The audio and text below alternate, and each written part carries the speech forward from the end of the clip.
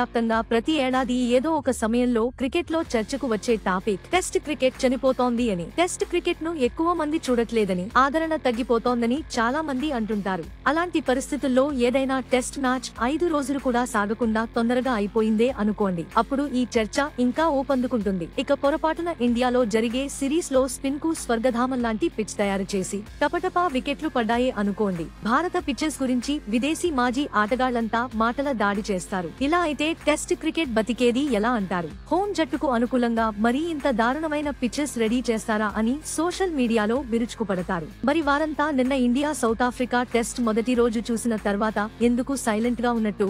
ఏకంగా ఒక్క రోజే 23 వికెట్లు పడ్డాయి. తొలి రోజు ఆటలో ఇది రెండో అధికమైన బౌన్స్ ఓసారి, అసలు బౌన్సే లేకపోవడం ఓసారి అన్నట్టు ఉన్న పిచ్ పై బ్యాటర్లు అవస్థలు పడటంతో సౌత్ ఆఫ్రికా తొలి ఇన్నింగ్స్ లో 55కు, ఇండియా తొలి ఇన్నింగ్స్ లో 153కు ఆలౌటయ్యాయి. సౌత్ ఆఫ్రికా రెండో ఇన్నింగ్స్ లో 3 వికెట్లు కోల్పోయింది. ఈ టెస్ట్ మ్యాచ్ మూడో రోజుకు చేరడం దాదాపుగా అసాధ్యమన్నట్టే కనిపిస్తోంది. మరి ఇలాంటి పిచ్ పై ఆడితే టెస్ట్ క్రికెట్ బతుకుతుందా? విదేశీ మాజీ ఆటగాళ్లు ఇప్పుడు ఎక్కడికి పోయారంటూ భారత ఫ్యాన్స్ గట్టిగా ట్రోల్ చేస్తున్నారు.